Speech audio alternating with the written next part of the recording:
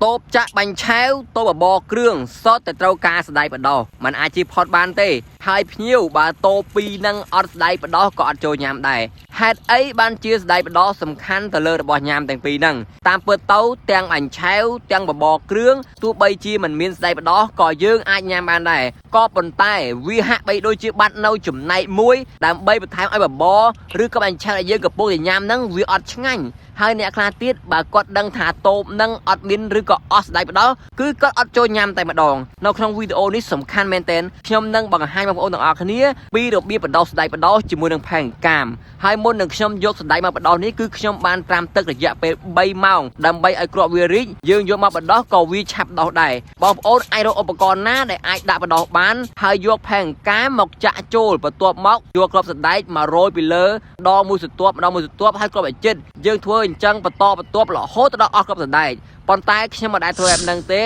ដោយសារតែវាយូរពេកគឺខ្ញុំយកផែនកាមមកចាក់ចូលឧបករណ៍យើងសិនហើយខ្ញុំយកគ្រាប់ស្ដែកមកចាក់ពីលើផែនកាមទាំងអស់ហើយធ្វើការច្បល់ផែនកាមនិងគ្រាប់ស្ដែកឲ្យចូលគ្នាយើងច្បល់ធ្វើយ៉ាងណាឲ្យគ្រាប់ស្ដែកនិងផែនកាមចូលគ្នាស្មើល្អកុំឲ្យគ្រាប់ស្ដែកនៅដុំតែយើងច្បល់អត់ស្មើទេស្ដែកនៅដុំដោះអត់សូវស្អាតទេជួនកាលវាដោះមកគឺរលួយតែម្ដងនៅពេលដែលយើងច្បល់វាស្មើស្អាតហើយយើងចាក់ចូលទៅក្នុងឧបករណ៍ដែលយើងរៀបចំដាក់បដោះហ្នឹងយើងយកដៃទៅគៀសវាឲ្យស្មើឲ្យស្អាតកុំឲ្យផ្អៀងកុំឲ្យខ្ពស់ម្ខាងទៀតម្ខាងបងប្អូនដើម្បីងាយស្រួលយើងស្រោចទឹកហើយចំពោះការស្រោចទឹកគឺយើងអាចស្រោចទឹកមួយថ្ងៃ2ឬក៏ទៅ3ដងបើសិនជាបងប្អូនរវល់អាចស្រោចតែ2ដងមិនហើយតែបើបងប្អូនមានពេលអាចស្រោចវា3ដងរាល់ពេលព្រឹកថ្ងៃហើយនឹងល្ងាចគឺយើងត្រូវធ្វើយ៉ាងណាស្រោចវាឲ្យជោគឲ្យសើមឲ្យមានទឹកគ្រប់គ្រាន់ហើយដល់ពេលដែលយើងស្រោចទឹកហើយគឺយើងត្រូវតែយកផែនកាមហ្នឹងទៅរោយគ្រាប់វាពីលើវិញណាដល់ពេលដែលយើងស្រោចទៅគឺវាហៀងកាមខ្លះហើយបើយើងអត់គ្រាប់អត់ចិត្តទេសណ្ដែកយើងដល់មកហ្នឹងអត់សូវស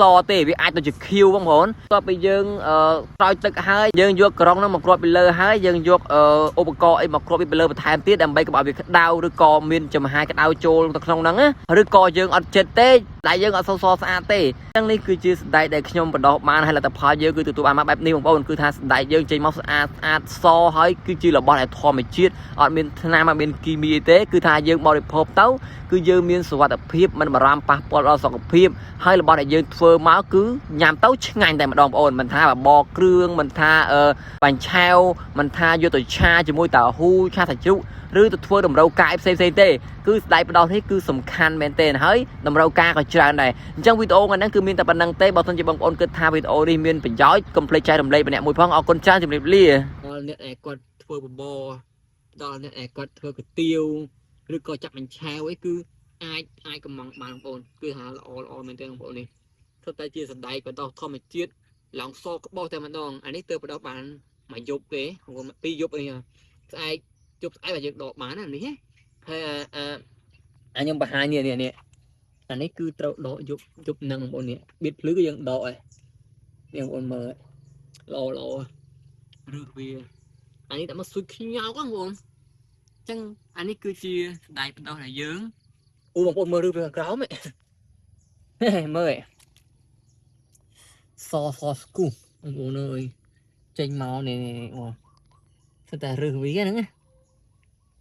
នេះមាន1 2 3ដែលត្រូវដកព្រឹកបៀតភ្លឺហ្នឹង3អានេះវិញដើមស្អាតណាស់បងប្អូនស្អាតមែនតើសក្បោះ